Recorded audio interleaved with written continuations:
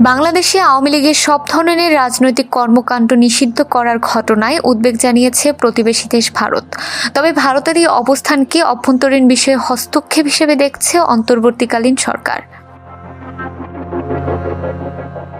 গত ১৩ মে সন্ধ্যায় নয়াদিল্লিতে আয়োজিত এক নিয়মিত ব্রিফিংয়ে ভারতের পররাষ্ট্র মন্ত্রণালয়ের মুখপাত্র রণবীর জয়সওয়াল বলেন, যথাযথ আইনি প্রক্রিয়া ছাড়াই একটি বৃহৎ রাজনৈতিক দলের উপর নিষেধাজ্ঞা অত্যন্ত উদ্বেগজনক।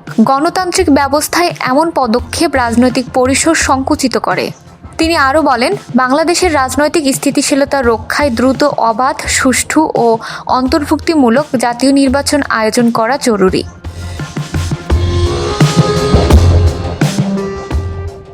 গত ১৫ বছরের বেশি সময় ক্ষমতায় থেকে ভারত বাংলাদেশের সম্পর্ককে কৌশলগতভাবে ঘনিষ্ঠ করেছে আওয়ামী লীগ।